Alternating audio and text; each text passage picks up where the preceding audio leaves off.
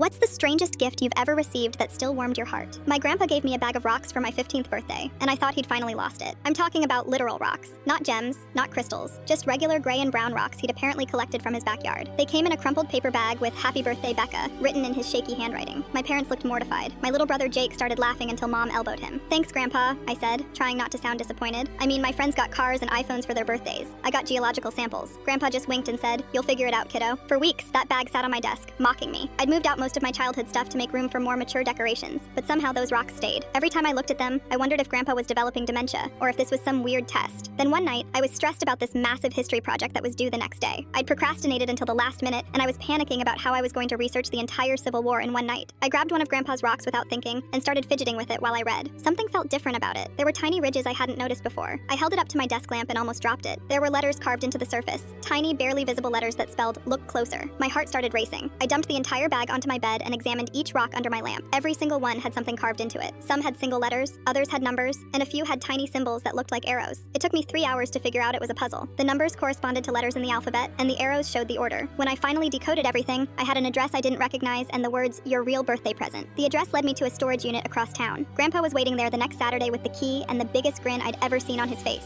Inside was a completely restored 1969 Volkswagen Beetle, bright yellow with new tires and a red bow on the hood. But that wasn't even the best part. Taped to the dashboard was a photo of my grandma sitting in the exact same car when she was my age. "This was her first car," Grandpa said, his voice getting shaky. "I've been working on it in secret for 2 years. Wanted to surprise you both, but she never got to see it finished." Grandma had passed away the year before. I'd been devastated because we were supposed to go on a road trip together for my 16th birthday. She'd promised to teach me to drive stick shift and show me all her favorite diners from when she was young. "She made me promise to give this to you when you turned 15, Grandpa continued. "Said you'd need something to practice on before the real adventure." I started crying right there in the storage unit, not just because of the car, but because I realized Grandpa had spent months planning this elaborate treasure hunt. He'd carved every single rock by hand, probably staying up late in his garage when his arthritis was bothering him. But there was more. In the glove compartment, he'd hidden a stack of letters from Grandma. She'd written one for every major milestone she thought she might miss. My first day of college, my wedding day, my first job, even one labeled, "For when you're having a bad day and need to remember you're loved." The car itself was amazing, but the rocks became something even more special.